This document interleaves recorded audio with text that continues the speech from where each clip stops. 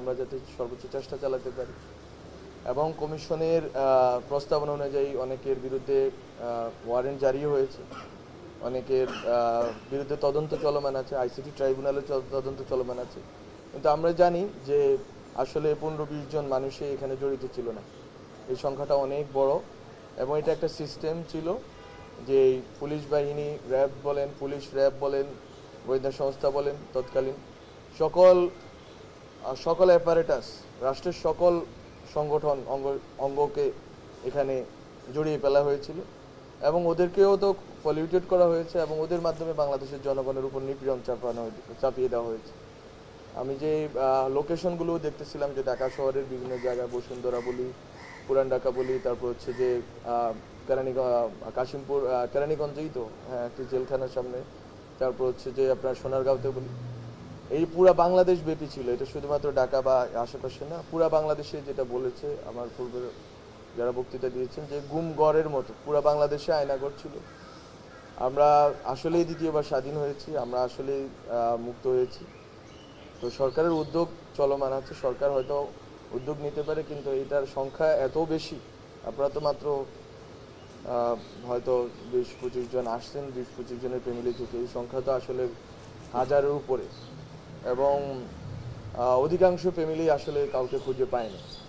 তো এটা আসলে আমরা যেটা দেখেছি যে গুম কমিশন বলেছে যে অনেকে গুম করে ভারতে পাঠিয়ে দেওয়া হয়েছে, অনেককে এখানে ওরা এখানেই ছিল না, ওরা আসলে কেউ কেউ ভারতের কারাগারে ছিল। আমরা আমাদের ফরেন মিনিস্ট্রি থেকে তথ্য নিয়েছি, ওখানে কারাগারে অনেকেই ছিলেন যে যারা ওখানে এখান থেকে তাদেরকে পাচার করে দেওয়া হয়েছে ভারতে। তো এখানে আসলে আমাদের বাংলাদেশে একটা এমন একটা ব্যবস্থা চালু হয়েছিল যেটা আসলে একটা যুদ্ধ অবস্থার মতো, যে এখানে যারাই রাজনৈতিক বিরোধিতা করতেছে তাদেরকেই সন্ত্রাসী, জঙ্গি, অগ্নি সন্ত্রাসী, আরও অনেক ট্যাগ দিয়ে তাদেরকে গুম করাটা, তাদের স্বজনদেরকে আতঙ্কগ্রস্ত রাখাটাকে একটা স্বাভাবিক করে তোলা হয়েছিল, যে ওরা যেহেতু সন্ত্রাসী ওদেরকে মারাই যায়। কিন্তু এই সন্ত্রাসী আমরা বলতেছি না যে বাংলাদেশে জঙ্গিবাদ বা মিলিটেন্সি, চরমপন্থার কোনো বাস্তবতা নেই। বাস্তবতা আছে, হয়তো কিছু বাস্তবতা ছিল, বিভিন্ন সময়ে ধর্মীয় বা বিভিন্ন উগ্রপন্থা ছিল এবং হয়তো আছেও। সেটাকে মোকাবেলার পথ খুবই স্পেসিফিক এবং স্পেসিফিক লোকদেরকে। কিন্তু হাসিনা এটাকে পুরো বাংলাদেশের জনগণের উপর চাপিয়ে দিয়েছিল, পুরো বাংলাদেশের জনগণকেই সন্ত্রাসী, জঙ্গি এবং তাদেরকে রাষ্ট্রবিরোধী হিসেবে পোট্রে করা হয়েছিল। এবং তাদেরকে গ্রেপ্তার করা না, শুধু তাদেরকে গুম করা, তাদেরকে হত্যা করা নৃশংসভাবে। আপনারা অলরেডি জেনেছেন যে কিছু কিছু যারা গুমের শিকার হয়েছেন তাদেরকে কীভাবে হত্যা করা হয়েছে। ইলিয়াস আলীর ব্যাপারে যেটা আমরা জানতে পেরেছি, তো ওইখানে চৌধুরী আলম, ওনার ফ্যামিলি মেম্বাররা এসেছেন। এছাড়া আপনারা জামাতের যে 2 জন যারা বের হতে পেরেছেন, ওনারা অনেক সৌভাগ্যবান আমি মনে করি। এই সৌভাগ্য যদি আপনাদের সবার হতো তাহলে আমরা সবাই খুশি হতাম। এবং আমরা এই যে আজকে ঈদ করতেছি একটা স্বাধীন দেশে, একটা মুক্ত পরিবেশে, এই মুক্ত পরিবেশে যদি আপনাদের স্বজনরা আপনাদের সাথে থাকতেন, তাহলে এই সরকার এবং আমাদের যে ছাত্র তরুণ যেই প্রজন্ম আমরা বাংলাদেশের গণতান্ত্রিক লড়াইয়ের ক্ষেত্রে ওনাদের উত্তরসূরি হিসেবে কাজ করেছি। ওনারা তো আমাদের পূর্বসূরি, কারণ ওনারা এই লড়াইটা নিজেদের জান বাজি রেখে যেহেতু করেছেন, যেহেতু নিজেদের প্রাণ উৎসর্গ করেছেন, হয়তো ফলত আমরা সাহসটা পেয়েছি যে এবার আর আমরা পিছনে ফিরে তাকাবো না। কারণ পিছনে গেলে এই আমাদের ক্যাম্পাসে একটা মেয়ে বলেছিল যে সামনে স্বাধীনতা, পিছনে পুলিশ।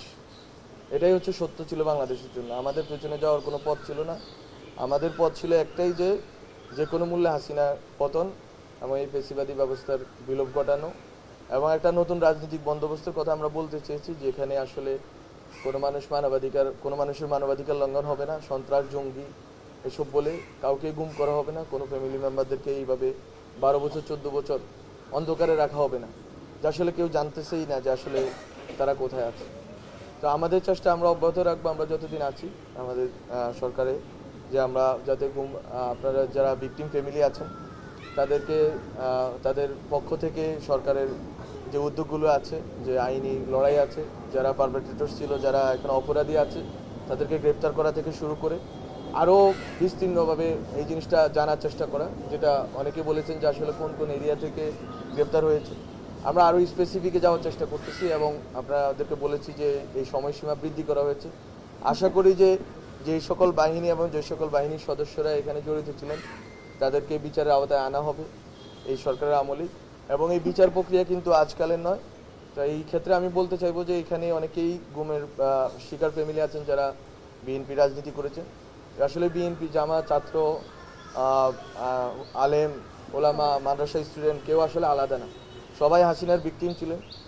এখনও হাসিনা ভারতে বসে ষড়যন্ত্র করার চেষ্টা করছে এবং ভারত খুবই আনফর্চুনেটলি এই হাসিনা এবং তার যে সন্ত্রাসী বাহিনী ওদেরকে আশ্রয় দিচ্ছে।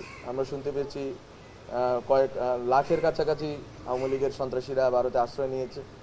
তো আমরা মনে করি এটা বাংলাদেশের মানুষের যে গণতান্ত্রিক লড়াই আছে, গণতান্ত্রিক অধিকারের জন্য যেই গত 15 বছরের যে লড়াই এখানেই আমরা দেখতে পাচ্ছি যে 1,500 2,000-এর মতো মানুষ গুমের শিকার হয়েছেন, 3,000 4,000 মানুষ এক্সট্রা জুডিশিয়াল কিলিংয়ের শিকার হয়েছেন, জুলাইয়ে 2,000-এর কাছাকাছি স্টুডেন্ট শহীদ হয়েছেন।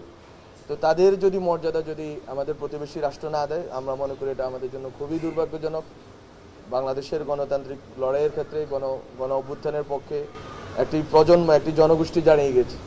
এখানে আওয়ামী লীগ শুধুমাত্র বাংলাদেশের জনগণের শত্রু, এই ভিন্ন এর কোনো পরিচয় নেই। এটা কোনো রাজনৈতিক দল না, এটা একটা মাফিয়া গোষ্ঠী ছিল, যে মাফিয়া গোষ্ঠীর প্রধান ছিল শেখ হাসিনা। তার বাবার হত্যার প্রতিশোধ নেওয়ার নামে বাংলাদেশের জনগণের উপরে ভারতের সহযোগিতায় এই অত্যাচার নিপীড়ন চাপিয়ে দিয়েছিলেন। আমরা চেষ্টা করেছি, আমরা গণ অভ্যুত্থানের মাধ্যমে একটি সরকার গঠনের মাধ্যমে আমরা সেই লুপ্ত যে মানবাধিকার ছিল, আমাদের যে গণতান্ত্রিক অধিকার ছিল, যেগুলো হাসিনা কেড়ে নিয়েছিল, সেগুলো আমরা পুনরুদ্ধারের চেষ্টা এখনও চালিয়ে যাচ্ছি। আপনাদের সহযোগিতা চাই এবং আমরা চাই যে আপনারা যারা এই ভিকটিম ফ্যামিলি আছেন, শুধু আপনারা না, এক্সট্রা জুডিশিয়াল কিলিংয়ের শিকার যারা হয়েছেন, যারা বিভিন্ন সময় পিলখানা থেকে শাপলা, তারপরে মোদি বিরোধী আন্দোলন থেকে এখন পর্যন্ত যারা যেখানে ভিকটিমের ফ্যামিলিগুলো ভিকটিম হয়েছেন হাসিনার অত্যাচার নিপীড়নের ফ্যাসিজমের, আপনারা সবাই ঐক্যবদ্ধ থাকবেন এবং আপনাদের সাথে আমরা থাকব। এটা হচ্ছে আমাদের অঙ্গীকার, কারণ আপনাদের অস্তিত্ব, আপনাদের লড়াইটাই আসলে আমাদের জন্য অনুপ্রেরণা। এবং আপনারা যদি থাকেন, মাঠে থাকেন, আমাদের সাথে থাকেন, আমরা আপনাদের সাথে থাকি, তাহলে বাংলাদেশে গণতান্ত্রিক যে অভিযাত্রা তৈরি হয়েছে এটা সফল হবে এবং আওয়ামী লীগের যে ফ্যাসিজম আছে এটা ফিরে আসার পথ রুদ্ধ হবে। কোনোদিন আর আওয়ামী লীগকে আমরা এই দেশে রাজনৈতিকভাবে এখানে দাঁড়াতে দিব না, এটা হচ্ছে আমাদের অঙ্গীকার। কারণ তারা যদি আবারও সুযোগ পায়, এবার মাত্র 3,000 এক্সট্রা জুডিশিয়াল কিলিং, 1,500 2,000 গুম হয়েছে, আবার যদি সুযোগ পায় এটা সংখ্যা অনেক গুণ হবে এবং আমরা এই সুযোগটা আওয়ামী লীগকে দিতে পারি না। আমাদের যারা এই নিপীড়নের শিকার যারা আছে, বিএনপি জামাত আলেম ওলামা ছাত্র যেই হন না কেন, আমাদের সবাইকে অন্তত একটা পয়েন্টে একমত থাকতে হবে যে গণতান্ত্রিক বাংলাদেশ গড়তে হবে। এখানে যাতে কোনোভাবে গুম খুন নিপীড়নের কোনো কালচার আর না ফিরে আসে, কারো মাধ্যমে না ফিরে আসে। আমাদের যে প্রতিষ্ঠানগুলো হাসিনা ধ্বংস করে দিয়েছে, এই প্রতিষ্ঠানগুলো যাতে আমরা ঠিক করতে পারি। প্রতিষ্ঠান ঠিক রাখলে আমরা ন্যায় বিচার পাবো, আর প্রতিষ্ঠান যদি গোছানো না হয়, সংস্কার করা না যায়, তাহলে আমরা ন্যায় বিচার পাবো না। ফলে আমাদের ঐক্যবদ্ধ হওয়া লাগবে। শেখ হাসিনা ফ্যাসিজম এবং শেখ হাসিনা ফ্যাসিজমকে যারা দেশের বাইরে থেকে যারাই সহযোগিতা করেছে, সবার বিরুদ্ধে আমাদের ঐক্যবদ্ধ থাকতে হবে এবং আপনাদের সাথে আমরা থাকবো। আমি আপনাদের এই কথাগুলো যখন শুনতেছিলাম, আমি আসলেই খুবই আবেগ আপ্লুত হয়েছি, কারণ আসলে এই লড়াইটা আপনারা করেছেন বলে এবং আপনারা মাঠে থেকেছেন মায়ের ডাকের ব্যানারে, আপনারা মাঠে থেকেছেন বলেই আসলে এই লড়াইটা আমরা শেষ পর্যন্ত 12-14 বছর পরে এই লড়াইটা আমরা সফল করতে পেরেছি এবং হাসিনা বিদায় হয়েছে। ফলে আমরা মনে করি আপনাদের মাঠে থাকা এখনও জরুরি। যতদিন না বাংলাদেশে গণতান্ত্রিক অধিকার, আমাদের গণতান্ত্রিক অধিকার আমাদের জন্য শক্তিশালীভাবে প্রতিষ্ঠানগুলো দাঁড়াচ্ছে, গণতান্ত্রিক অধিকার আমরা পাচ্ছি এবং হাসিনা আসার পথ রুদ্ধ হচ্ছে এবং হাসিনা যারা সহযোগী ছিল তাদের বিচারের প্রক্রিয়া এবং বিচার কার্যক্রম শেষ হয়েছে, ততদিন পর্যন্ত আসলে আমাদের কোনো বিশ্রামের সুযোগ নেই। আমাদেরকে অক্লান্তভাবে কাজ করে যেতে হবে যাতে আমরা বিচার করতে পারি, যাতে আমরা সংস্কার করতে পারি এবং রাষ্ট্রকে পুনর্গঠন করতে পারি। যদি রাষ্ট্র পুনর্গঠিত হয় তাহলে আমি মনে করি, এবং বিচার যদি হয় তাহলে আপনারা খুশি হবেন। আপনাদের যারা হারিয়েছে, যারা স্বজন হারিয়েছে, তাদের যে আত্মত্যাগ আছে সেই আত্মত্যাগ মূল্যায়িত হবে এবং এই রাষ্ট্র যারা আপনাদের এই যে যারা আপনাদের পরবর্তী প্রজন্ম আছে, যারা আমাদের গুমের শিকার যারা, তারা অন্তত একটা ভালো রাষ্ট্র পাবে, যে রাষ্ট্রে তারা কোনো নিপীড়নের শিকার হবে না। আমি মনে করি যে এই অঙ্গীকারটা আমাদের সবার থাকা উচিত। এবং আমরা ছাত্ররা যারা দায়িত্বে আছি, আপনারা যে কোনো সময় আমাদেরকে রিচ করতে পারেন। আমরা আপনাদের আত্মত্যাগের উপরে, আপনাদের ফ্যামিলির আত্মত্যাগের, ফ্যামিলি মেম্বারদের আত্মত্যাগের উপরে আসলে আমরা দায়িত্বে আছি। সুতরাং এই কথা আমরা সবসময় নিজেদেরকেও মনে করিয়ে দিতে চাই, আপনারাও মনে করিয়ে দিবেন। এবং আপনারা যে কোনো সময় যে কোনো সাহায্যের জন্য, যে কোনো সহযোগিতার জন্য আমাদেরকে সাথে পাবেন। তো আপনাদের সবাইকে ধন্যবাদ। ঈদ মোবারক।